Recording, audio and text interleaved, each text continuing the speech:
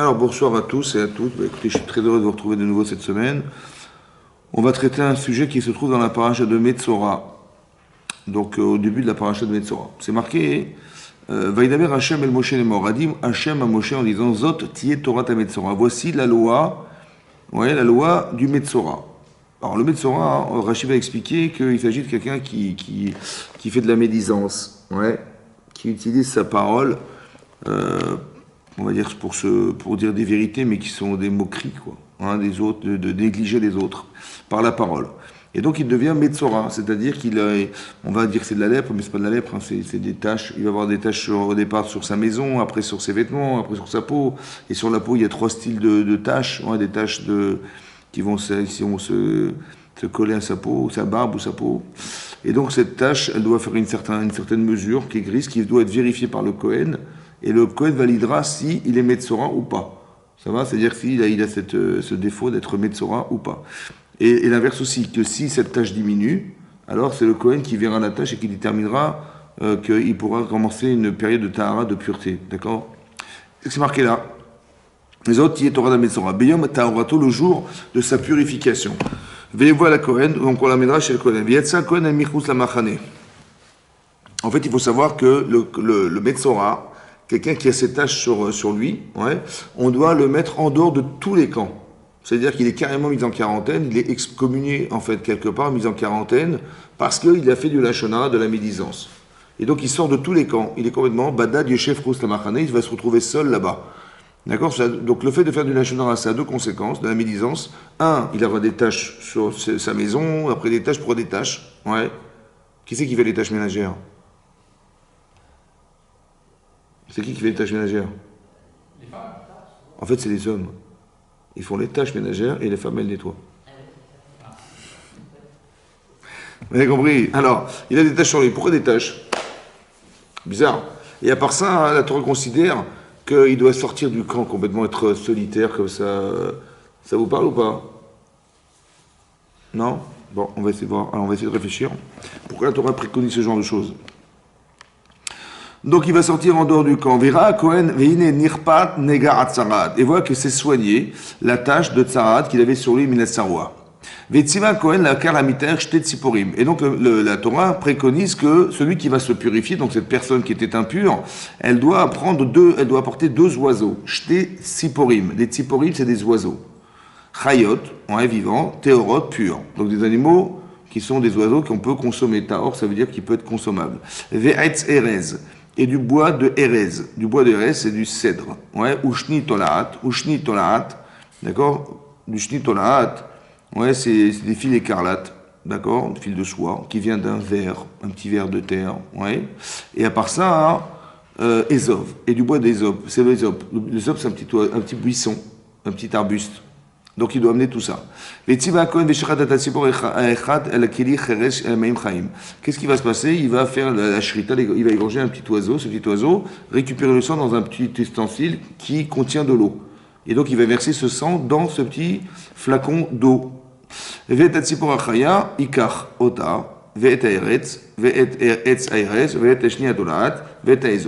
il va prendre l'oiseau, il a 2 oiseaux. Un, il fait la shrita, il déverse le sang. L'autre oiseau, il va prendre dans sa main. Il va associer le bois de Ésope, donc l'Ésope, le fil écarlate, plus l'arbre, le petit arbuste. Et alors, qu'est-ce qu'il va faire avec? Alors, c'est marqué Vetavalotam. Donc, il va les tremper dans l'eau qui contient le sang. Vetatsipor achaya, bedam tsipor ashruta, la meim chaim. Voilà ce qu'il fait. Après, il s'est fait Veïza la mitère. Et après, il prend tout ça, il asperge la personne qui était Metzora, Minan Tsarat, Vesheva Peamim, à 7 reprises. Il fait comme ça. Il fait gicler cette eau plein de sang sur cet homme. Veïza la mitère, Metzarat, Sheva Peamim, Vitiaro, Veshila Retatsipor Achayal, Pedasade. Ensuite, il lâchera cet oiseau qui partira dans les champs. Vous avez compris? Hein? Vous avez compris. Alors, c'est quoi les oiseaux?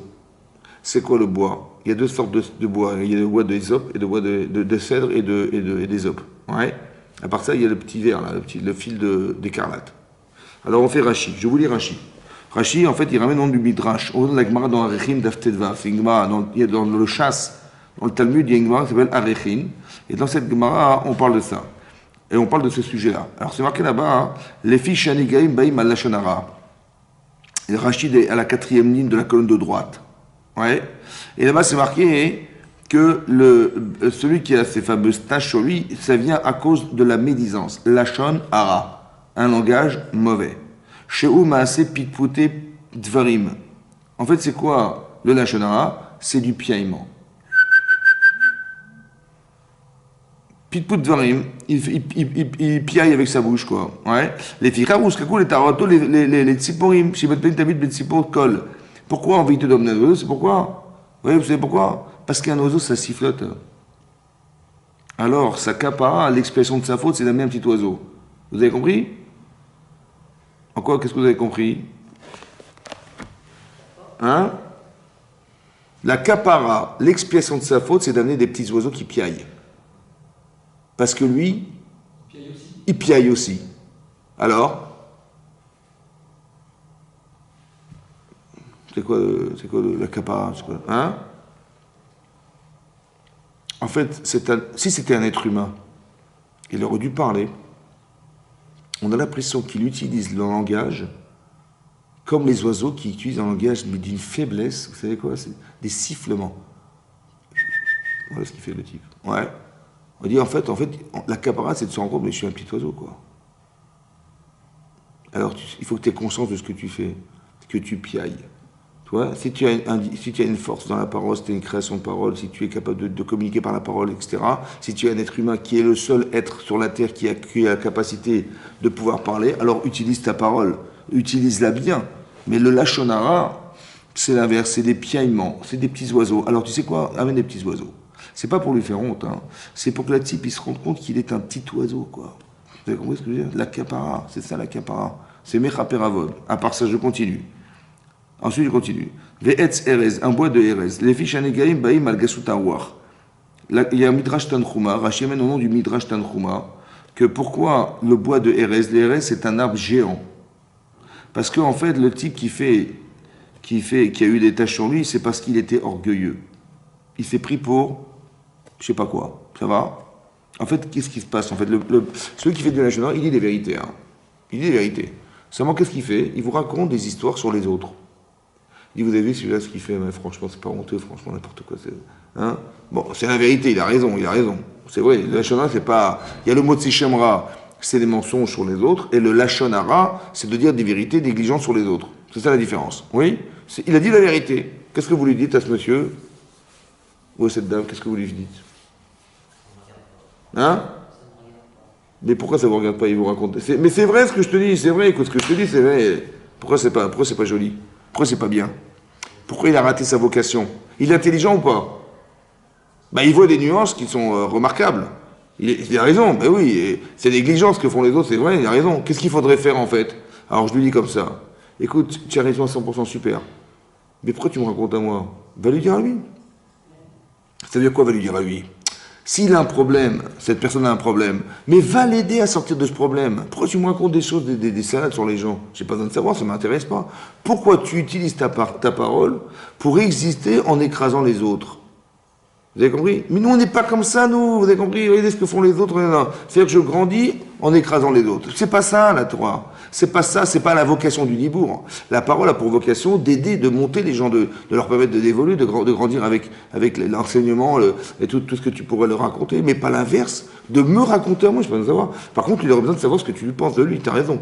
Parce que s'il est en tort, il aurait besoin d'avoir des conseils. Toi, tu es intelligent, tu vois les défaillances, mais va lui dire. Mais je peux pas. J'ai ni le courage, ni les mots, ni la vocation, ni la sensibilité. Ben justement, c'est ça qu'il aurait fallu que tu sois.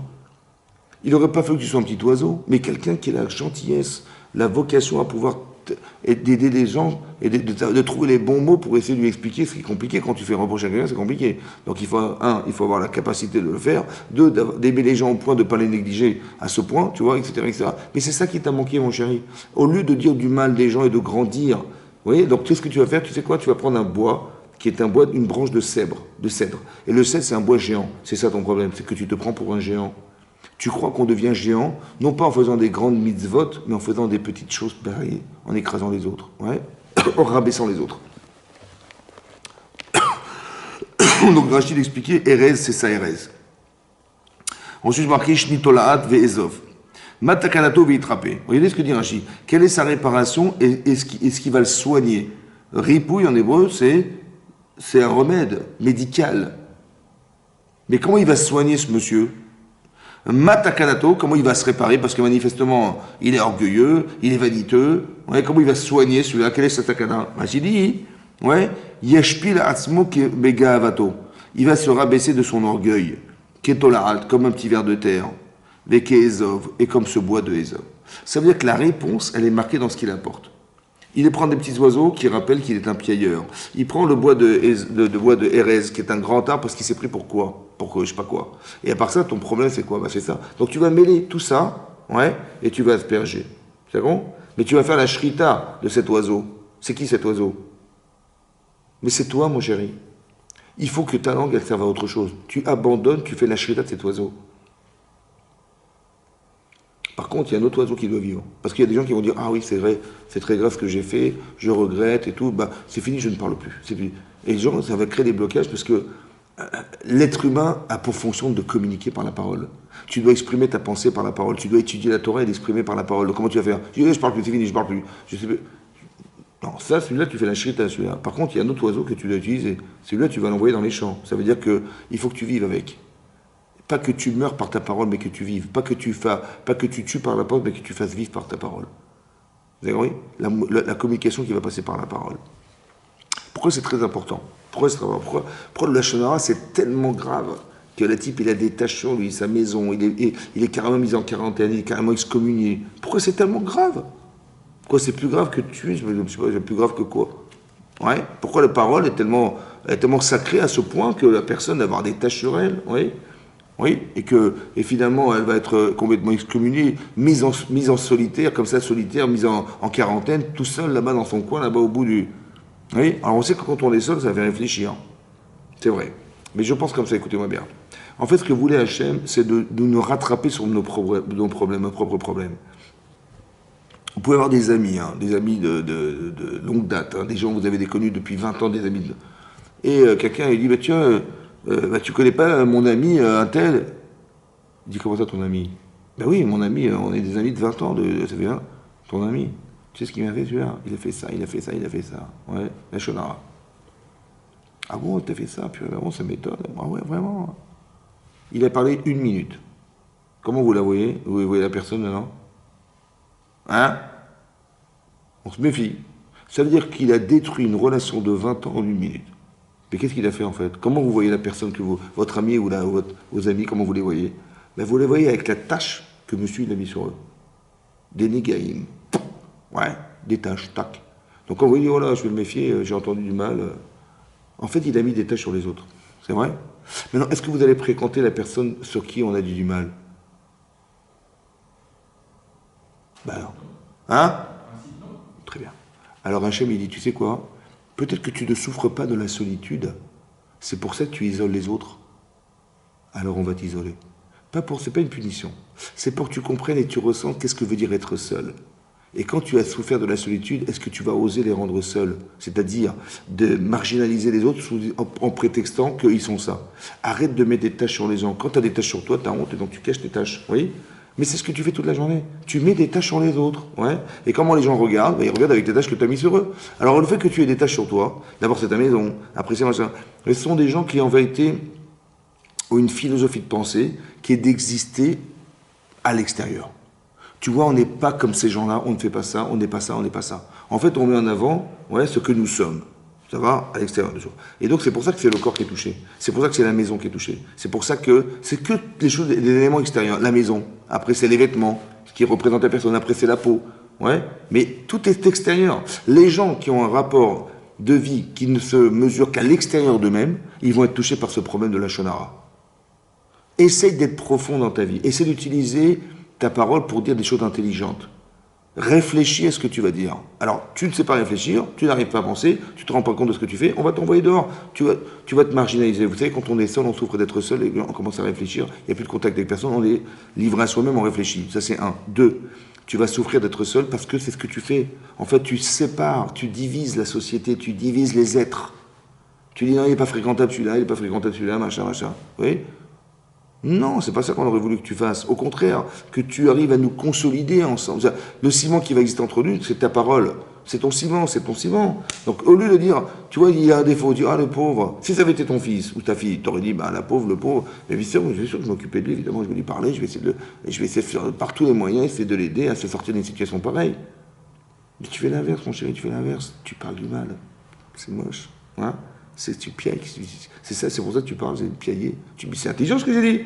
J'ai compris, mais si c'est pour détruire, si c'est pour te valoriser, c'est pour marginaliser les autres et les séparer de l'élément essentiel qui est la communication humaine, t'es un petit oiseau. Je suis désolé, t'es un petit oiseau. Alors ta capara, c'est d'amener des oiseaux et de prendre ce bois des offres et de machin et de comprendre qu'au final, voilà ce que tu représentes. Ouais.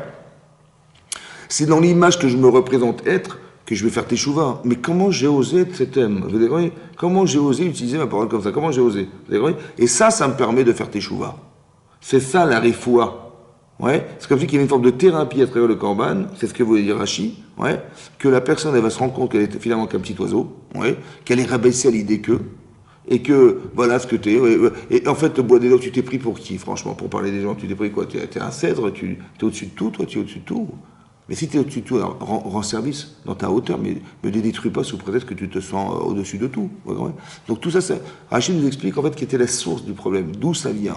Comment ça se fait que les gens font de la shudara? Il y a un problème d'utiliser son langage, il y a un problème de la relation à l'autre, il y a un problème de la valeur que représente l'autre, il y a un problème de souffrir pour l'autre, etc. Vous avez compris, c'est ce qui lui manque en fait. C'est pour ça. Ouais. Donc on va te remettre, on va te recadrer. C'est ça ta refoua.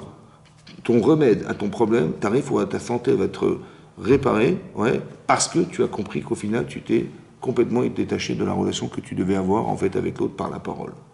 Maintenant on va essayer d'expliquer en quoi c'est important. Ouais. Alors, vous savez, c'est marqué dans la Torah hein, que quand Hachem, au départ, fabrique l'être humain, Adam Arishon, il est marqué Vaïtzer Elohim et Adam, il a fabriqué l'homme, Afar mina Adama, à partir de la poussière de la terre. Vaïpar Be'apav, il a insufflé dans ses narines, Ruach Chaim, un souffle de vie. Vaï, l'Enefesh Chaya, il est devenu un être vivant. Voilà ce qui est marqué dans la Torah. Là-bas, le Targum Onkelos, dans la marge, c'est un commentaire. On vous dit que c'est une traduction araméenne, mais en fait, c'est un commentaire. Rashi l'utilise comme un commentaire. Vous voyez, comme il est traduit le Targum Onkelos, c'est-à-dire Rashi fait que le commentaire de la Torah. Donc, c'est un commentaire, en fait, de la Torah. Et là-bas, il traduit Nefesh Raya, un être vivant. Il dit Ruach Memalela. En araméen, ça veut dire Ruach, c'est l'esprit, la parole, l'esprit Memalela de la parole. Le souffle de la parole. Il a traduit Nefesh Raya. Vous savez ce que ça veut dire vivre? C'est d'être capable de parler. Oui, mais non, c'est marqué. Il a insufflé un souffle de vie dans son corps, qui s'appelle une neshama, et il est devenu un être vivant. Ça veut dire que comment vous dire, d'avoir jumelé, d'avoir mis ensemble le corps et la neshama, ça fait de lui un être vivant, c'est un être parlant. Le fait que vous parlez, le fait qu'on ait la force de parler, la fonction de la parole, c'est un révélateur qu'on a une neshama. Ça va? Ce que n'ont pas les animaux. Mais ça veut dire que si j'ai une capacité à penser, si j'ai une capacité à exprimer par la parole ma pensée, c'est que j'ai une neshama. Ça va? Maintenant, ce qui est extraordinaire, c'est qu'on peut construire dans notre relation en communiquant par la parole, on peut détruire par la communication, et on peut aussi détruire par le silence. Ça veut dire que une personne qu'on ignore, ouais, je la regarde même pas, elle me parle, je la regarde pas, je l'ignore. Comment vous vous sentez? Hein? Mal. Pourquoi? Mais vous n'avez rien fait, hein. Vous n'avez pas parlé, vous n'avez même pas regardé. Qu'est-ce qu'elle a fait? Des fois, le silence est pire que la parole. Pourquoi? Mais depuis quand? Parce qu'il ne me parle pas, je n'existe pas. Vous savez pourquoi? Parce que le kavod, il vient d'un neshama. le respect. Je me respecte, je suis différente, parce que j'ai une neshama. Mais quand tu ne me parles pas, tu ne respectes pas ce que je suis, parce que c'est la parole qui est révélatrice de ma neshama. Or, si tu ne me parles pas, tu m'ignores. Ah, tu m'ignores, je te tue. C'est incroyable, hein? Parce que la véritable fonction qu'a la parole, c'est d'arriver à être un révélateur que l'autre a une âme. Vous avez compris? Si tu utilises mal ta parole, tu n'es pas un être humain, tu es un oiseau. Et si tu m'ignores, tu me tues en ignorant mon existence par la parole. Vous imaginez ce que ça veut dire, ça? Parce que dit le Targum Onkelos, parce que la véritable fonction qu'a un être humain, c'est de pouvoir parler. On a été créé à l'image de Dieu. Mais Dieu n'a pas d'image. Mais le fait qu'on puisse parler, c'est ça qui est à l'image de Dieu. Un truc de fou, hein. C'est marqué Vayomer Elohim, Dieu a dit, et il a créé le monde par la parole. Vayomer, et il a dit. Vayor. Asara Mahamarot, c'est marqué dans le 5e chapitre de Pirkei Avot. Oui, c'est marqué là-bas. Asara Mahamarot, par 10 paroles, Dieu crée le monde. Mais Mahamar, c'est-à-dire qu'il a dit. C'est-à-dire qu'il a créé par la parole. La partie divine qui crée le monde, c'est cette partie-là qui fait partie, qui est exprimée par la parole. Et nous, on a cette fonction de parler, mais on est extraordinaire. Vous avez compris, quand on dit qu'on a une partie de soi qui est divine, en fait, c'est qui est issue de la neshama, l'âme que nous avons, et qui donne cette capacité de dire et de parler et d'exprimer. Vous avez compris? Donc, j'utilise ma parole ou je n'utilise pas ma parole. Je me moque de ceux qui ont cette fonction de parler. C'est gravissime. Parce que ça veut dire qu'on nous donne un pouvoir extraordinaire qui est à l'image de ce que représente Hachem parce qu'il parle. Et comment j'utilise ma parole? Vous avez compris? C'est ça qui est grave en fait. C'est pour ça que le Lachon Hara, c'est très grave. Quelqu'un qui met cette valeur intrinsèquement puissante en lui, il l'utilise pour faire des choses pareilles. C'est pire que de faire un acte. J'utilise mon corps, ok, mais là j'utilise ma parole. Vous avez compris, la différence est énorme. Plus c'est spirituel, plus c'est grave. Parce que d'utiliser son corps, j'ai mal utilisé mon corps, c'est physique. Mais là, on ne parle pas il n'y a rien de physique. Il n'y a rien de physique, ce sont des ondes. Vous avez compris, il y a l'émotion qui passe par la parole, tout ça passe. Ouais, tous les sentiments passent par la parole. Comment vous dire? C'est marqué, tout ce qui sort du cœur rentre dans le cœur. La seule unique manière qu'on a d'influencer les autres, c'est par la parole. Ça va? Parce que je ne sais pas ce que la personne pense. Mais quand j'exprime quelque chose, on sait exactement quelles sont les volontés, quels sont les désirs, quelles sont les émotions, quelles sont les intentions, tout ça c'est la parole. Donc on communique, vous avez compris? C'est pour ça que je pense que le premier problème qu'il y a eu dans le monde au départ entre Adam, Chava, etc., le serpent, là-bas la Gemara dit dans Arechin que le symbole du Lachon Hara c'est le serpent. Vous avez vu qu'il a la langue qui est fendue. Psst, vous avez vu comment c'est la langue? Mais pourquoi elle est fendue? Parce que d'origine il a fait du Lachon Hara. Comment il a réussi à influencer Chava? Il a été la voir. Il a dit, dis-moi, vous pouvez manger les fruits sur la terre? Il dit, oui, bien sûr. Rachid dit qu'il a fait exprès de poser la question. Pour qu'elle réponde, oui, tout, mais sauf cet arbre. Et là, il dit, ah bon, pourquoi pas? Vous avez compris comment il a fait? Et malin. Il dit, pourquoi pas? Il dit, parce que Dieu, il est interdit de manger cet arbre. Le Etzadat, Tovara, c'est quelque chose qu'on ne doit pas manger. Il dit, mais t'as pas compris. Il est spécial cet arbre, t'as pas compris que c'est avec ça qu'il s'alimente Dieu, il a la connaissance du bien et du mal, il peut choisir, il a des sensibilités que tu n'as pas. Mais tu sais quoi, mais si tu manges cet arbre, tu seras comme Dieu, tu te rends compte? Mais c'est pour ça qu'il est interdit de le manger, parce qu'il ne veut pas qu'il y ait quelqu'un comme lui. Vous avez compris ce qu'il fait? Il dit, ouais, mais on nous a dit qu'il ne fallait pas toucher d'y manger. Comment ça pas toucher? Regarde, il la pousse, elle touche l'arbre. Il dit, alors t'es morte ou pas? Il dit, non, de la manière que tu ne mourras pas en touchant, tu ne mourras pas en mangeant, etc. Vous avez compris? Il a réussi à la séduire par le dibor, c'est-à-dire la parole. Ensuite, donc il a réussi, et elle a mangé, mince. Après qu'elle ait mangé, elle s'est dit, attends, moi je vais mourir, mon mari va vivre, c'est pas possible et tout. Et elle a réussi à convaincre par la parole, elle a réussi à convaincre son mari d'aller manger du Etzadat, mais elle est forte quand même. Hein. C'est pour ça que c'est marqué dans la Gemara Kiddushin, ouais. À Sarah Kabin, il y a 10 mesures de paroles qui sont tombées dans le monde. Les femmes en ont pris 9 et les hommes en ont pris qu'une. C'est-à-dire qu'une femme, elle a un koach, elle a une force dans la parole exceptionnelle, quoi. Ouais. comment j'utilise la parole. Elle a utilisé sa parole, ouais, c'est ça qui est marqué dans le texte, c'est marqué là-bas, hein, que quand Hachem a dit à Adam Arishon, oui, il lui dit Kishamarta l'école ishtecha, parce que tu as écouté la voix de ta femme et que tu as consommé d'un fruit que je t'avais interdit, alors la terre sera maudite. Voilà ce qui est marqué dans le texte. Pourquoi Hachem a eu besoin de parler de sa femme? Il fallait dire, parce que tu as consommé d'un fruit que je t'avais ordonné de ne pas manger, que là tu as mangé le fruit interdit, et tu ne m'as pas écouté, etc., ben la terre sera maudite. Voilà la punition. Pourquoi tu parles de sa femme? Qu'est-ce qu'on a fiche de savoir que c'est sa femme qui lui a dit? Comme si c'est la faute de sa femme. Mais non, c'est sa faute. C'est lui qui a écouté sa femme. Ouais, c'est lui qui a décidé, c'est lui qui a mangé, c'est lui qui a transgressé la volonté d'Hachem. Pourquoi on parle de sa femme? Parce que tu as écouté la voix de ta femme. Il ne fallait pas dire ça, il fallait simplement dire, parce que tu as mangé ce fruit, je t'avais interdit, peu importe qui a provoqué, on s'en fiche de qui a provoqué. L'essentiel, c'est qu'il est fauté, c'est ça. Or ici, on nous dit, parce que tu as écouté la voix de ta femme. Comme si que le problème, il venait d'avoir écouté la voix de sa femme. Il ne fallait pas l'écouter, la voix de sa femme. Mais comment tu pouvais ne pas l'écouter? Parce que ta femme, elle est émotionnelle. Quand elle a vu l'arbre, il était tov, ta'ava, plaisant, nechmad, agréable. Ah, c'est tentant. Une femme, elle est séduite par ce qui est agréable, par ce qui est tentant. Vous avez compris? C'est la nature féminine. Donc elle a été attirée. Mais toi, tu n'es pas féminin et tu n'es pas émotionnellement aussi touché que elle. Tu as cette forme de rationalité, on va dire, masculine, de ne pas être touché par l'émotionnel comme ta femme. Elle a des émotions des fois, qui sont plus fortes qu'elle. Ouais. Oui. Il dit parce que tu as écouté la voix de ta femme. Tu es rentré dans l'émotion de ton épouse. Il ne fallait pas rentrer dans l'émotion. Il fallait être un homme. Et si tu avais été un homme, tu aurais dit à ta femme, écoute ma chérie, tu vas trop loin, tes émotions t'emportent. Et tu aurais évité de la faire fauter, autant que tu aurais évité de fauter. Ou elle aurait pu faire tes choix.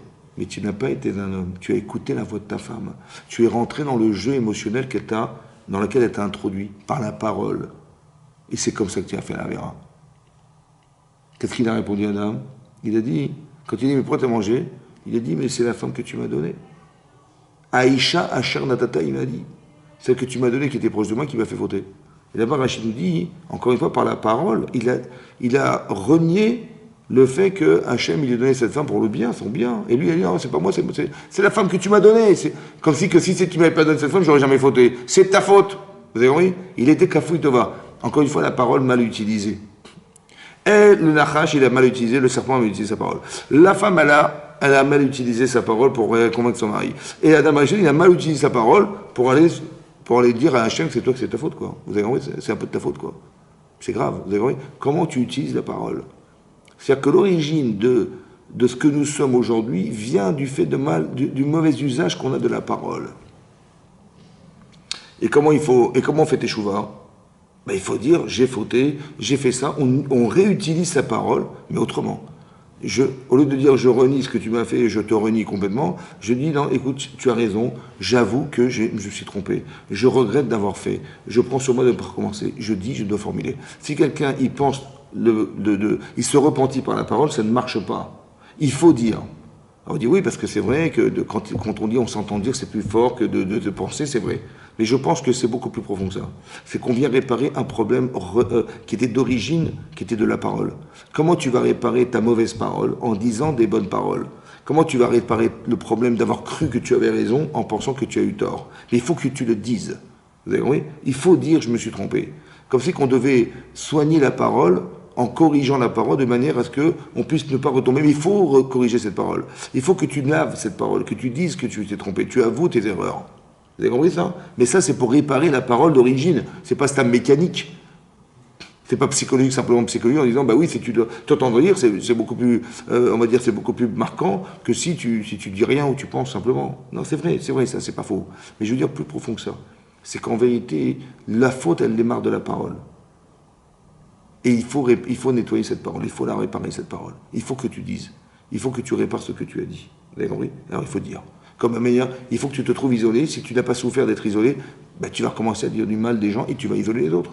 Parce que tu ne souffres pas de ce problème. Tu mets des tâches sur les gens parce que tu ne souffres pas de mettre des tâches. On va te mettre des tâches. Mais c'est pas pour punir. C'est pour que tu comprennes qu'est-ce que c'est. En quoi c'est grave d'avoir des. Là, tu le comprends. Quand tu le vis toi-même, tu le comprends mieux que quand tu le fais subir aux autres. Mais c'est ça qu'on veut que tu comprennes.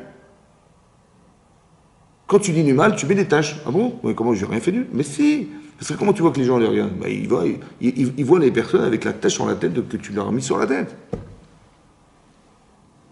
C'est des gains. Et c'est pour ça que la Torah, elle pense qu'il fallait absolument qu'il passe par cette expérience. Et tant qu'il n'a pas fait teshuva, il n'a pas regretté d'avoir mis des tâches, il n'a pas compris fondamentalement, alors la tâche, elle reste la même, ou elle grossit carrément. Et le Kohen, il voit ça, il dit, je suis désolé, je vois que tu ne fais pas teshuva, parce que ta tâche, elle n'a pas diminué d'un centimètre, de rien du tout. Ouais. Donc tu restes Metzora, tu restes là. Oui. Et après, il y a ces fameuses tares. Voilà. Donc, ce qui est important de voir, c'est ça. On retrouve aussi, la tsarat, sa fameuse lèpre, on la retrouve dans Moshe Rabbeinu. Vous avez vu que quand Hachem s'adresse à Moshe Rabbeinu, il lui demande d'aller sauver les Israël, qu'est-ce qu'il a répondu? Il a dit, mais c'est peine perdue. Pourquoi? Il dit, parce que lo yaminoli, ils ne me croiront pas. Il a dit, Hachem, il dit, bon, prends ton bâton, ok, jette-le par terre. Il dit, ah, tout à coup, il devient un serpent. Il dit, tu vois, ils vont croire en toi parce que tu as été capable, par magie, de transformer ce bâton en serpent. Après, il a dit, bon, mets ta main dans ta poitrine. Ouais, glisse-la dans ta poitrine et tu la ressors. Elle est devenue lépreuse. Lépreuse. Et quand il a remis la main, il dit, si tu ne crois pas dans le premier signe, tu crois dans le deuxième. Vous savez ce qu'il doit faire, mon cher Rabbeinu? C'était quoi la lèpre? C'était quoi le serpent? Le serpent, c'est le Lachon Hara. C'est quoi la lèpre? Rachidi, c'est le Lachon Hara. Tu as dit du Lachon Hara sur mes enfants. Mes enfants, dit Hachem, ils sont minimes. Ils sont croyants, fils de croyants. Et tu as cru que quoi? Qu'ils ne vont pas te croire. Mais ceux qui vont te croire. Vous avez compris? Il avait la main Metzorat Kachaleg. Il avait la main qui était lépreuse comme la neige. Des mains blanches, des taches blanches. Des taches qu'on retrouve ici. Ça veut dire que pour arriver à être crédible auprès des Israël, vous savez ce qu'il doit faire, Moshe? Il doit dire, excusez-moi, je suis désolé de vous dire que j'ai fait du Lachon Hara sur vous, j'ai pas cru en vous. C'est un truc de fou quand même. Hein. C'est comme ça qu'ils vont le croire. Quelqu'un qui est capable de dire, excusez-moi, d'avoir fauté, parce que j'ai dit du mal de vous, je dis, ah waouh, il est capable de faire ça. Et s'il ne te croit pas le premier signe, il te croit le deuxième signe. Ça veut dire, il va être obligé d'avouer qu'il a fait du Lachon Hara sur le Israël en pensant qu'il ne serait pas capable de croire en lui. Ça, c'est Moshe Rabbeinu, ce qui s'est passé avec lui. À part ça, Myriam, elle a aussi fait du Lachon Hara. Vous vous rappelez? À la fin de la paracha Ba'odecha, lorsque sa belle-sœur, elle la prend de côté en lui disant, tu sais, je plains les femmes de ceux qui sont les prochains prophètes, là. Elle dit, pourquoi tu dis ça? Parce que depuis que mon mari prophète, c'est fini, on n'est plus ensemble. Comment on est ensemble? Mais si, c'est fini. Voilà, depuis le don de la Torah, je ne vois plus mon mari. Et là, elle s'est dit, ah bon, mais c'est n'importe quoi. Quoi, tu crois que Dieu, il parle qu'à lui, il parle aussi à nous? Ouais. Ça veut dire quoi, la sous-entendu? Quoi, parce que tu crois, parce qu'on est prophète, on quitte sa femme, c'est pas vrai. Hachem, il m'a jamais demandé de quitter mon mari. Et je suis prophétesse. Et pareil, j'ai demandé à Aaron, il m'a dit non plus, moi non plus. Voilà. Et tout à coup, elle a eu la tsarat pendant une semaine. La tsarat des tâches. Tu mets des tâches sur les gens. Ouais. Pareil. Et là-bas, il a fallu que Aaron, il intervienne auprès de Moshe Rabbeinu pour dire, écoute, ta sœur, elle est mal en point, il faut que tu pries pour elle. Et c'est là qu'il a dit, qu'il a demandé à Hachem de la soigner, quoi. Mais ça veut dire qu'elle avait des taches sur elle, quoi. Pendant une semaine, ça a duré une semaine. Ouais. Mais pourquoi des taches? Ouais. Quand on met des taches sur les gens, vous avez vu ce qui se passe? On a des taches sur soi. On a des taches sur soi. Mais ça veut dire que, quelque part, elle a voulu bien faire, la pauvre. Ouais. Mais Hachem, il a dit, Madoua, lo yiritem edaber.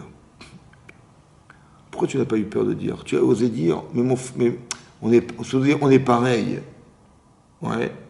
Alors, si tu pensais que tu étais égal à ton frère, je comprends, tu as raison. Mais, Moshe Rabbeinu, je parle en direct. Toi, c'est en sommeil. Quand tu dors, en rêve, je te parle dans un rêve. Vous n'avez pas le même degré de proximité avec moi. Donc, si vous étiez égaux, alors j'aurais compris que de la même manière que toi, tu n'es pas quitté ton mari, alors Moshe non plus ne devait pas quitter sa femme. Mais vous n'êtes pas égaux. Madou aloïritem les daber. Pourquoi vous n'avez pas eu peur de dire? Peur de dire, ça veut dire, mais attends, peur de dire, ça veut dire que tu aurais dû avoir peur de dire, ça veut dire que tu aurais dû te dire, mais on n'est pas pareil. Et donc peut-être que la différence explique le fait qu'Hachem, il ait demandé à Moshe de se séparer de sa femme, peut-être, je ne sais pas. Ouais. T'as pas eu peur. C'est un peu de la gava. Ça veut dire de l'orgueil. Ça, c'est une chose. Deuxièmement, il a dit, comment tu as pu parler, tu n'as pas eu peur de parler de mon serviteur Moshe. Avdi Moshe. Et là-bas, hein, évidemment que Avdi, mon serviteur, c'est Moshe. Autant qu'il est Moshe, autant qu'il est mon serviteur. Pourquoi Hachem il a besoin de dire mon serviteur Moshe? Alors là, c'est beaucoup plus logique. Pourquoi? Parce que si tu avais eu raison, ok, t'as raison, il a eu tort de se séparer de sa femme, il est en tort.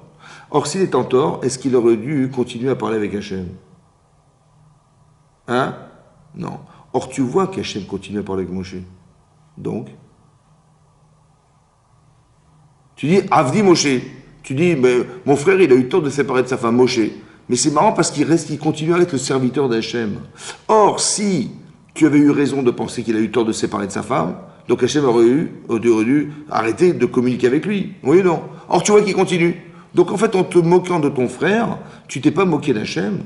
Pourquoi tu n'as pas eu peur? C'était logique de penser que j'ai dû me tromper puisqu'Hachem continue à parler avec lui. Donc c'est que tu as parlé, donc j'ai dû me tromper et j'aurais bien avoir des explications. Or, tu n'as pas pensé. Pourquoi tu n'as pas eu peur de dire, autant que tu n'as pas eu peur de penser que malgré tout, Hachem lui parlait avec lui, mais ça aurait dû te choquer. Puisque Moshe est en tort, selon toi, il n'aurait jamais dit qu'il quitte sa femme, donc il est en faute. S'il est en faute, Hachem aurait dû arrêter de parler avec lui. Or, tu vois qu'il parle, donc ça aurait dû t'interpeller. Comment ça fait Madoua, l'oyer, c'est-à-dire que si tu as un peu d'Irat Shamaïm, tu vas commencer à réfléchir. Mais si tu n'en as pas, ou si tu te prends pour je sais pas quoi, tu verras que tu vas te rendre compte que finalement tu peux être troublé, non pas par ce que tu dis, mais par ce que tu vois.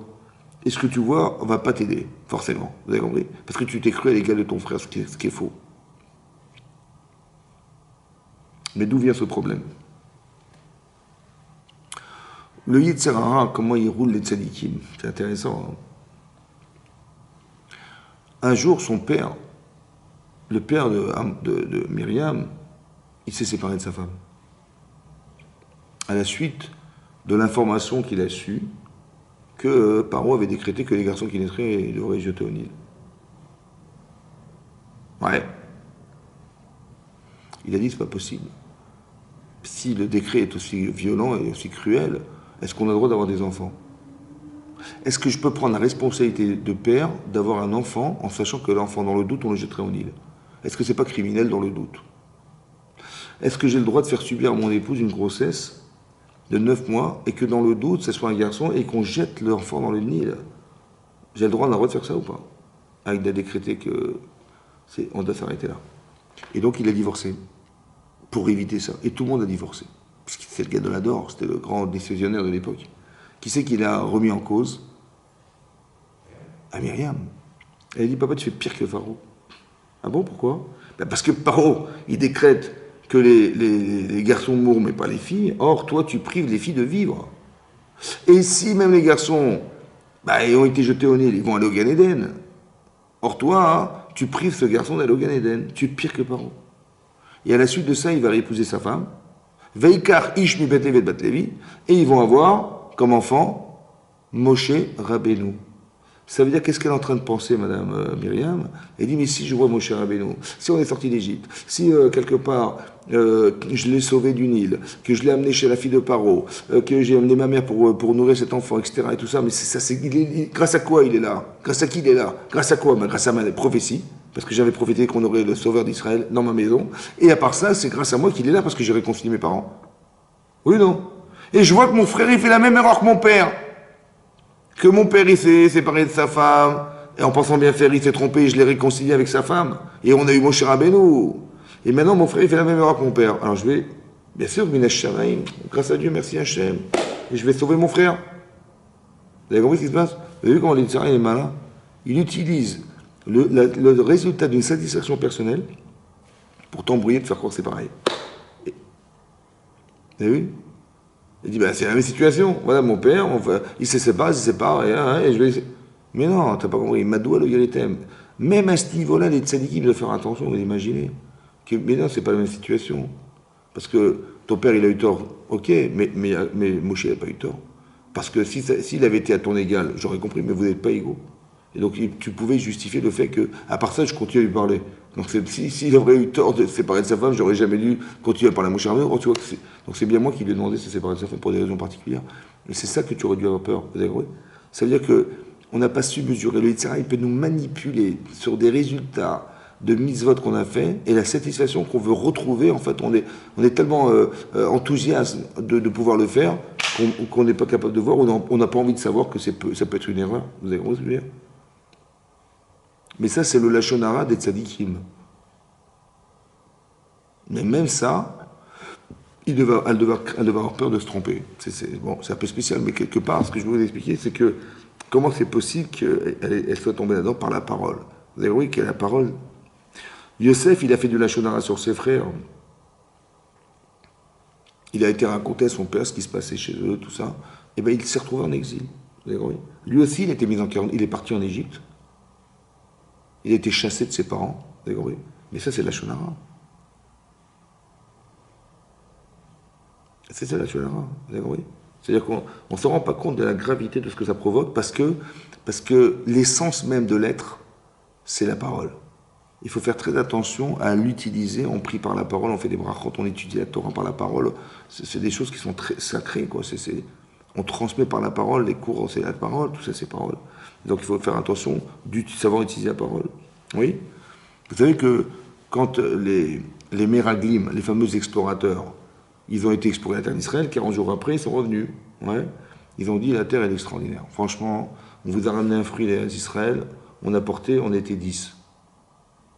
Une grappe de raisin, elle pesait des tonnes, quoi. Ils ont dit, mais franchement, Hachem ne nous a pas menti, Eretz, ça va être à la haute vache, elle est vraiment extraordinaire. Vous n'avez pas remarqué que c'est un peu trop gros, les fruits, franchement? Hein? Vous savez quoi? On a vu des géants là-bas. Bah oui, qu'est-ce qui peut manger des fruits pareils? Mais on était des sauterelles. Hein? On était des sauterelles. Ils ont dit, tiens, on a vu des gens qui étaient des sauterelles, ils ont dit, ils nous voyaient comme des sauterelles. Mais vous voyez ce que c'est qu'une sauterelle? Hein? Quelques millimètres au sol, et vous voyez, mais on était des sauterelles, donc imaginez les gens qui nous voyaient, qui étaient des géants. Ils ont dit, mais on n'y arrivera jamais, c'est des géants, en plus ils vivent dans les villes fortifiées, et ils sont sur des montagnes, c'est impossible, on n'y arrivera jamais. Ils ont réussi à nous convaincre, par la parole. Ils ont fait du lachon hara pour nous empêcher de rentrer en Israël, finalement. Et ce jour-là, c'était Tisha B'Av. Mais c'est un jour dramatique, c'est le jour le plus triste du calendrier juif, quoi. Ouais. Qu'il y a eu le Khorban, les destructions des temples, etc. C'est resté cristallisé tout le temps. Jusqu'à la fin des temps, c'est resté comme ça. Qu'est-ce qui est plus grave? D'avoir fait la faute du Vaudor ou d'avoir fait la lachon hara? La faute du Vaudor, c'est dramatique. Qu'est-ce qui était plus grave, à votre avis? La faute du Vaudor ou la faute des Meraglim, des explorateurs? La faute du Vaudor, elle a été pardonnée, alors c'est le Meraglim. Chazak Baruch. Chazak Baruch. Hachem, il a pardonné la faute du Vaudor. Il a dit, Salarti Kidvarecha. J'ai pardonné comme tu as dit. Moshe, il a réussi à convaincre Hachem et de nous faire pardonner la faute du Vaudor. Mais est-ce qu'il a réussi à faire pardonner les Meraglim? Ben non. Toute la génération qui a pleuré, elle est restée dans le désert, morte dans le désert. Et c'est les enfants qui avaient moins de 20 ans à l'époque qui sont rentrés en Israël. Hachem n'a pas pardonné. Le lachon hara, c'est très grave. Vous avez vu pourquoi c'est grave?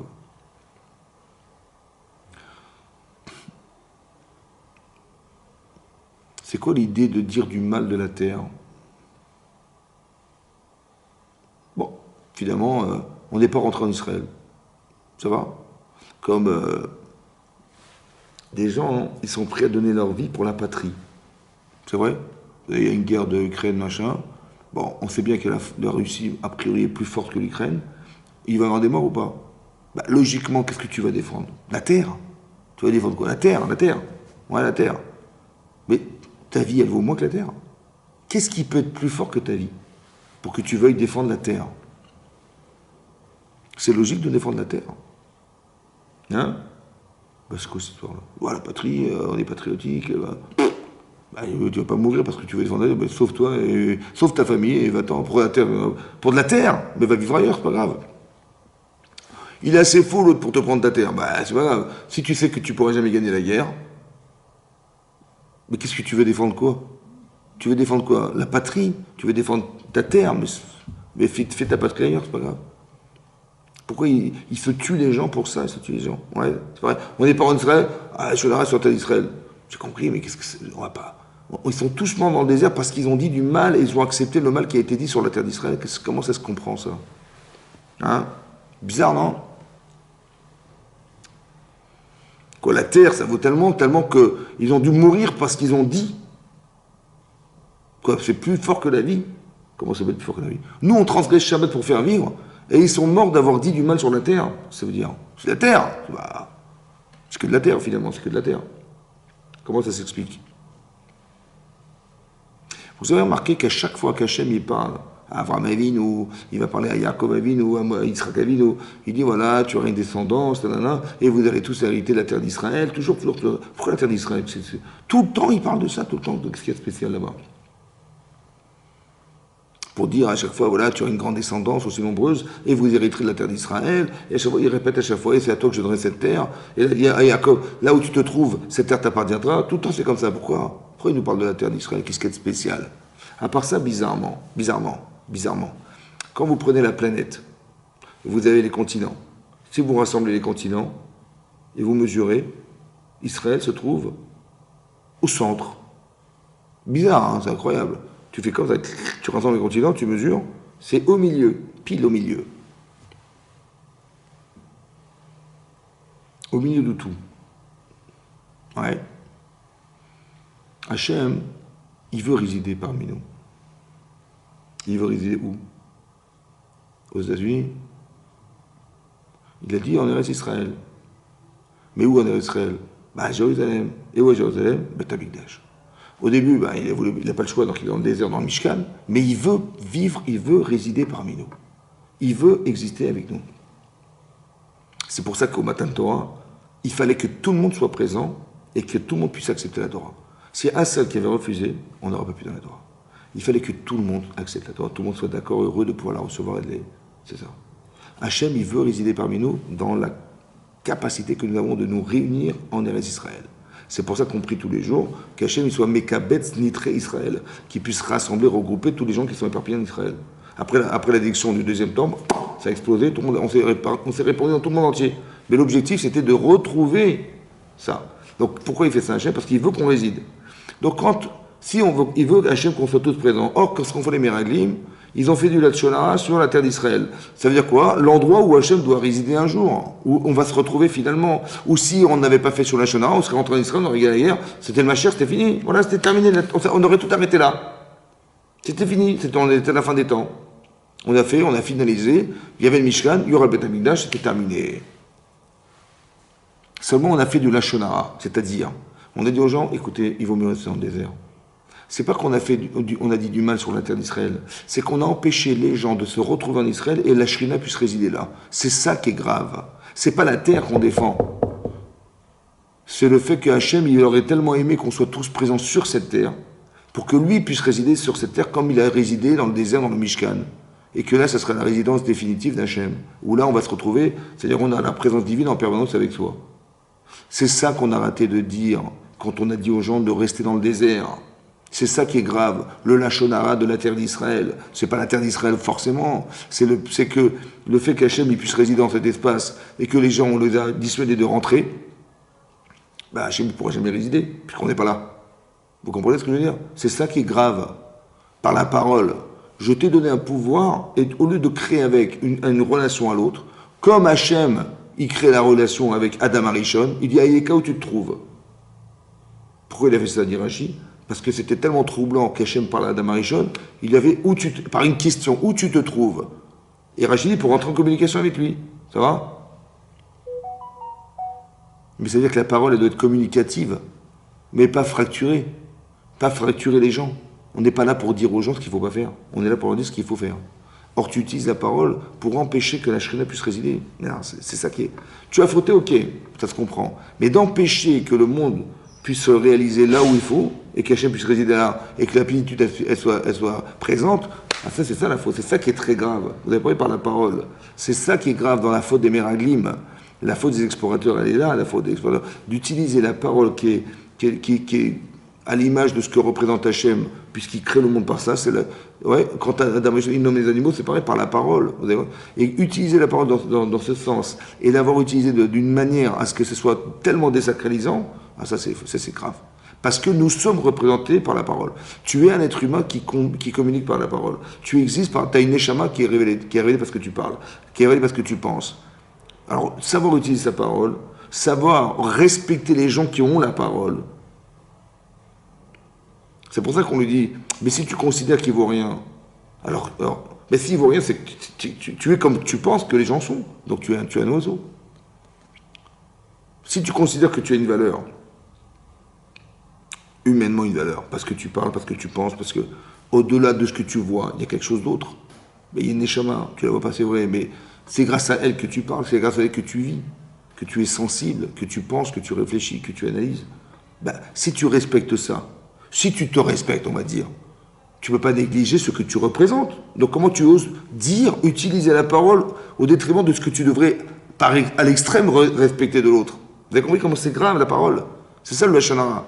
C'est pour ça que c'est marqué dans l'Agma, dans Yuma Daftet, l'Agma a dit, il y a eu 2 Beth Amikdash. Le premier a été détruit par 3 fautes. Avodazara, Gilo et Ariot, Shfichut Damim. Les gens étaient devenus idolâtres, ils avaient des morts sexuelles interdites, et à part ça, ils tuaient les gens. Et le deuxième temple, Sinatrinam, la haine gratuite. La haine gratuite. Ça veut dire qu'on arrive, c'est gratuit. Comme la Gemara Nantanit, elle dit là-bas, hein, que des animaux, ils sont venus voir le serpent. Et il dit, je comprends pas ce que tu fais, tu mords les gens comme ça, tu les piques, tu les mords, tu les tues, quoi. Il dit, le lion, il tue les animaux, mais il les mange. Il a peur de rien parce que c'est le roi des animaux. Le loup, il tue les animaux, il les traîne dans un trou, il les mange pour pas qu'on vienne lui prendre sa proie. Mais toi, tu tues pour rien. Tu mords le talon de quelqu'un, il meurt et tu t'en vas. Tu vas pas le manger, il est trop gros. Il dit, le serpent me dit, mais moi je fais comme le bal de la Shonara. Qu'est-ce qu'il fait le type? Il tue les gens, pour rien. Ben, je fais pareil. Vous avez compris? Comme si qu'il existait dans la nature quelque chose qui ne sert à rien, et que puisque ça existe, alors on peut aussi l'être. Tu peux être le serpent qui mord pour rien. Qui mord pour rien. Tu fais ça, à coup ça sert, ce que tu dis, ça sert à rien. Mais tu peux être cette personne parce que de la même manière qu'il existe dans la nature ces éléments-là, alors on peut les utiliser pour soi-même parce qu'elles sont accessibles. Comme le serpent qui tue pour rien. Tu vois? Et bien toi aussi, tu peux utiliser ta parole qui va tuer pour rien. C'est ce que Shlomo Amelech il a dit. Achaim vamavet, tloui be'ad lashon. La vie et la mort sont suspendues à la parole. Tu peux nourrir une relation à l'autre et tu vas... Comme des gens, ils encouragent leurs enfants, etc. Ou il y a des gens qui accablent les autres. Ouais, par la parole, tu es nul, tu sais rien faire, ou tu sais pas décider, ou tu sais pas machin. Toujours accabler. Et on tue psychologiquement des gens parce que d'un côté, on a des parents qu'on devrait estimer, et ces mêmes parents-là, ils vous détruisent, ils vous tuent, quoi. Vous avez compris? Ils vous retirent toute forme de vie, d'émotion, d'espoir. C'est impossible. Et tout ça parce que j'ai dit. Vous avez compris? Ça va, c'est que des mots, c'est pas grave. Alors, tu m'as tué. Parce que tu m'as dit ça, Vous avez vu, la parole, comment c'est fort, c'est très très dur, c'est très dur. Comme c'est marqué, quelqu'un qui frappe ses parents, il est condamné à mort. Et quelqu'un qui maudit ses parents, il est condamné à mort. Mais qu'est-ce qui est plus grave? De frapper ses parents ou de les maudire? La Gemara a dit là-bas que quelqu'un qui parle mal, qui dit du mal de ses parents, il maudit ses parents carrément, il est rêve ce qu'il a, c'est la pire des sentences. Et celui qui frappe ses parents, il est rêve frénèque, ce qui est moins grave. C'est moins grave de frapper que de maudire ses parents. Pourquoi? Parce que quand on frappe ses parents, même si on fait un hématome, ça se répare. Mais la parole, ça pénètre tellement les gens. Le type est en pleine forme, il est un légume. Intérieur, un légume. Parce qu'on l'a tellement accablé, tellement dit de mal. Etc. Les parents, il y a une hiérarchie à conserver quand même. C'est tes parents, c'est toi, t'es en dessous quand même. Comment tu oses dire de tes parents, les maudire? Mais si tu vis, c'est grâce à eux. Comment tu oses maudire tes parents? Ouais. Mais quand un père il entend ça, une mère elle entend ça, maudit par ses propres enfants, c'est une telle frustration psychologique interne que ça détruit les parents. Vous avez compris? Mais par la parole, vous avez compris? Parce que ça rentre dans le cœur des gens, et la Neshama, elle reçoit cette information qui vient de la Neshama de quelqu'un qui est comme lui, et c'est psychologiquement désastreux. Vous comprenez ce que je veux dire? C'est ça.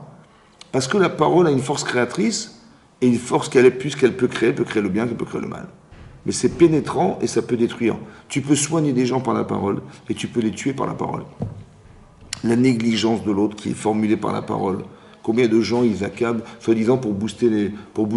Ouais. T'es nul, tu m'as dit, bah oui, pourquoi tu dis ça? Bah oui, je vais le booster un petit peu, tu vas voir comment il va bouger, tu vois. Tu apprends à nager à des gens en les noyant, quoi. Tu dis, ouais, je vais apprendre à nager, tu le noies, alors dis-moi merci, je t'apprends à nager. Bah, merci beaucoup, j'ai failli mourir 2 fois. Heureusement que je me suis débattu, j'ai réussi à nager. Mais c'est ce que je veux que tu te débattes. Mais non, j'aurais tellement aimé que tu m'apprennes à nager. Pas que tu m'obliges à nager. Vous avez compris ce que je veux dire? Et les gens, ils pensent que la parole, elle est là, mais c'est parce qu'on n'a pas réfléchi. Parce qu'on ne sait pas bien la place des autres. Tu aurais dû réfléchir avant de parler. Tu aurais dû réfléchir à la condition de l'autre. Pourquoi quand tu parles sans réfléchir? Alors, tu n'as pas réfléchi, ok, on va te faire réfléchir, tu vas te sortir du camp. On va te faire réfléchir quand tu vas avoir des tâches sur toi, qu'est-ce que tu penses? Ben non, je ne supporte pas. Mais c'est ce que tu fais toute la journée. Tu vois, tu as honte de tes tâches, tu les caches tes tâches, n'est-ce pas? Mais pourquoi tu n'as pas honte de ce que tu provoques? Vous avez compris?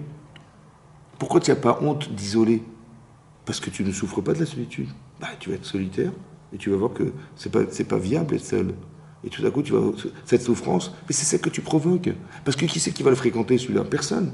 Donc tu l'as isolé. Tu n'as pas souffert de ce que tu provoques. Alors il faut que tu l'aies vécu un jour pour le ressentir. Et à ce moment-là, c'est ça la capara. L'expiation de la faute, c'est pas dire ah, pardonne-moi. Non, c'est que tu vas physiquement ressentir ce que tu as provoqué chez les autres. Et ça va te permettre de te réconcilier avec cette erreur que tu as eue de les isoler. Bien compris? C'est là qu'il y a marqué quelque chose de fondamental.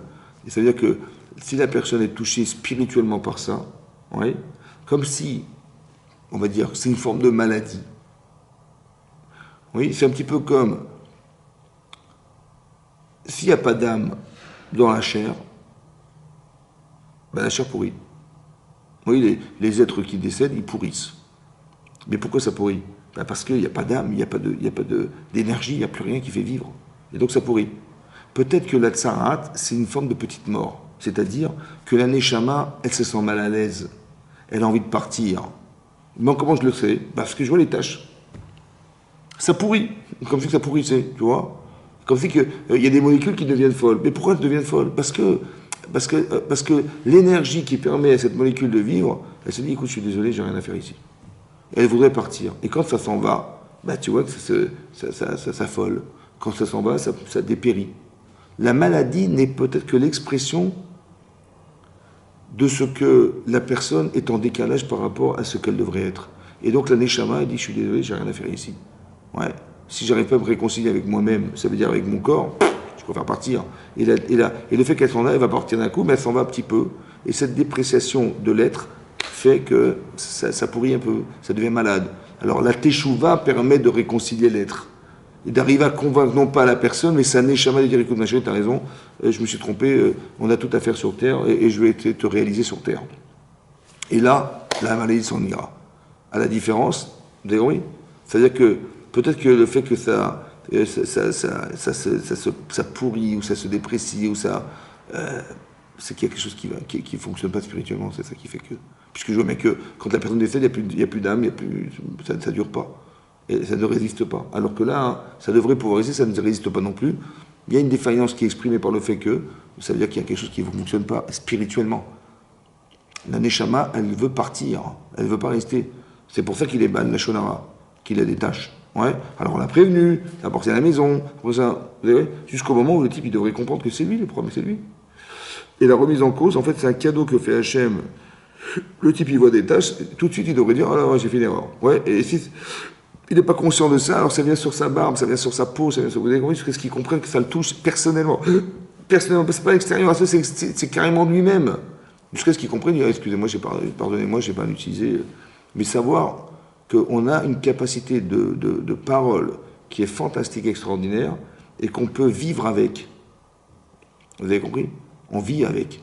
On vit avec la parole. On fait vivre autour de soi par la parole. On communique avec les gens. Vous voyez?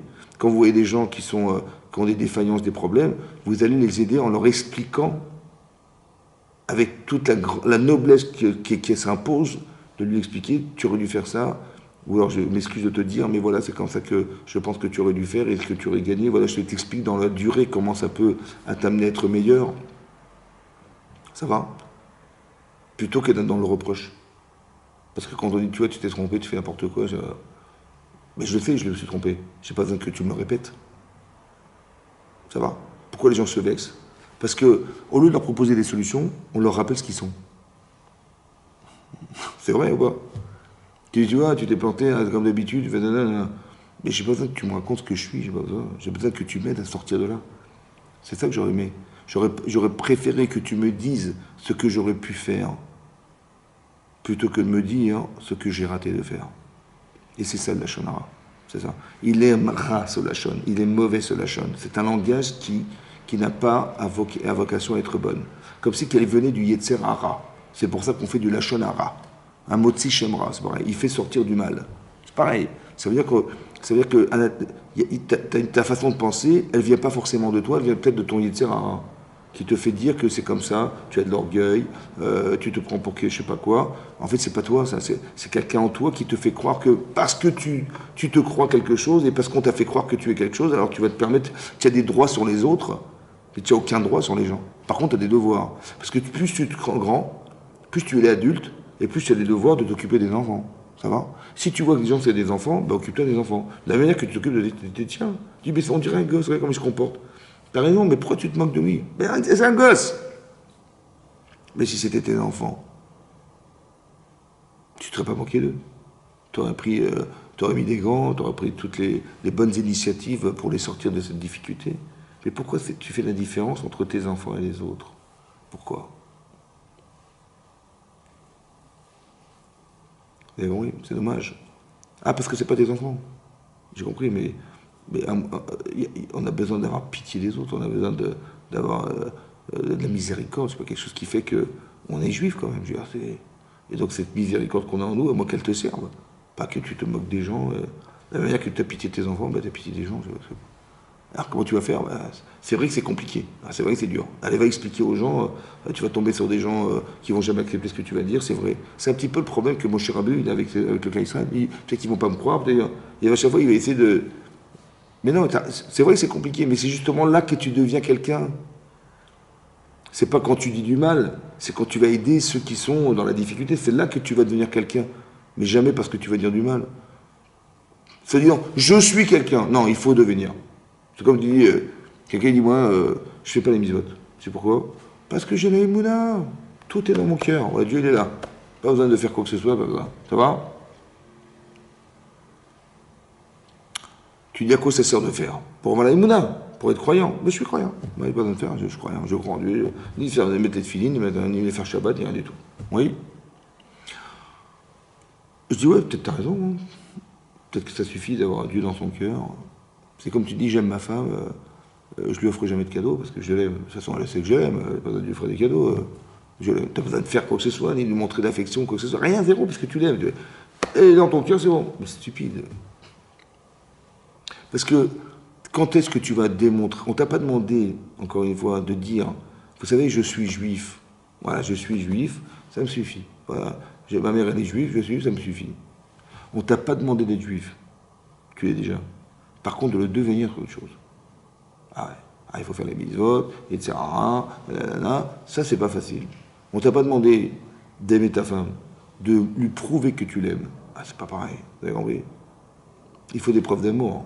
Ah, il faut lui dire que tu l'aimes, il faut lui montrer, faire les petits cadeaux, il faut montrer les intentions, il faut la regarder, il faut la considérer.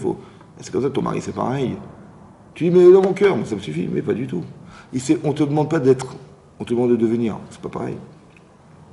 Et de devenir, c'est autre chose. Ah, il faut devenir un tzaddik. C'est pareil que, oui, j'ai dans mon cœur, ouais, je suis tzaddik dans mon cœur.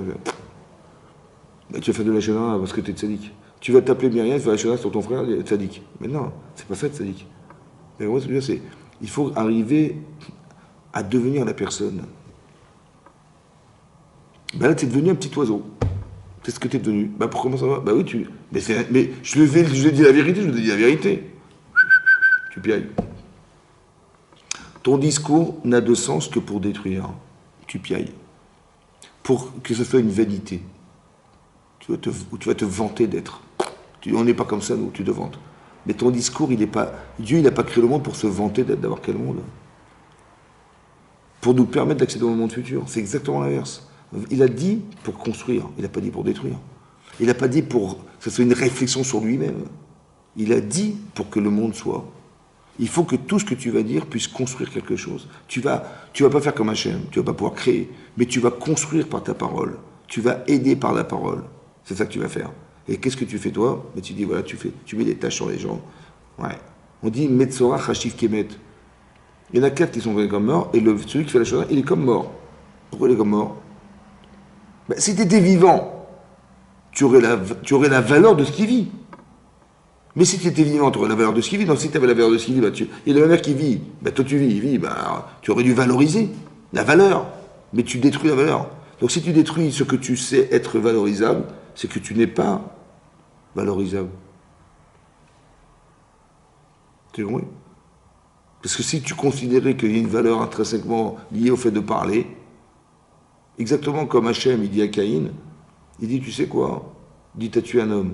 Il dit, oui, j'ai tué un homme. Non, non, t'as fait un génocide. Pourquoi? Bah parce que derrière cet homme, il y avait des milliards de personnes qui devaient naître. Maintenant, c'est fini, ils ne pourront plus naître parce qu'il est mort. Mais attendez, il faut pas exagérer, il a tué un type. T'as pas compris. Il faudrait que tu dimensionnes les gens autrement que comme tu les vois. Il faut que quand tu vois quelqu'un qui parle, tu vois, c'est normal, il parle normal. Mais non, c'est même pas normal. Tu vois bien que dans la nature, rien ne parle. Il n'y a que lui qui parle. Ça veut dire que lui, il pense que Hachem, il a mis des émotions, il a mis de l'intelligence, Mais jamais tu trouveras ça dans la nature, ça n'existe pas. Hachem, il a insufflé quelque chose de très spécial, qui est éternel dans l'être humain, mais c'est ça que tu devrais valoriser. Et tu te moques de ce qui existe, c'est stupide. C'est honteux, c'est stupide. Tu parles, mais tu te moques d'Hachem, quoi. Tu dis, il a fait ça, mais c'est Dieu qui l'a créé. Hein. Ah, il a des carences, mais c'est Dieu qui l'a créé. Est-ce qu'Hachem, il aurait préféré que tu te moques de ce qu'il a créé ou de ce que tu corriges ce qui existe? Ben, voilà, il s'est trompé, ben, aide-le, corrige, améliore. Mais là, oui. Tout ce cours-là pour vous expliquer que on nous a donné des puissants, on a donné une puissance, on a donné des droits, on a des devoirs par la parole. Et ça, c'est très important de savoir l'utiliser, de réfléchir comment dire pour faire que. D'accord, oui. Il faut être intelligente et intelligent quand on dit quelque chose. Il faut connaître la nature de l'autre. Comment tu vas dire, ouais. Comment tu vas dire, s'il est têtu, ou il est susceptible ou quoi, comment tu vas faire? Ben, il faut que tu sois très intelligent pour pouvoir trouver les moyens de lui montrer qu'il aurait tort de ne pas t'écouter et combien il aurait eu raison de t'entendre. C'est pas simple. Mais si tu trouves l'astuce, tu vas devenir quelqu'un d'autre. Celui qui a trouvé la manière de pouvoir corriger les gens, les aider. Mais tu vas devenir une autre personne, mais c'est dommage que tu n'utilises pas ce potentiel pour aider, pour justement toi-même te transformer.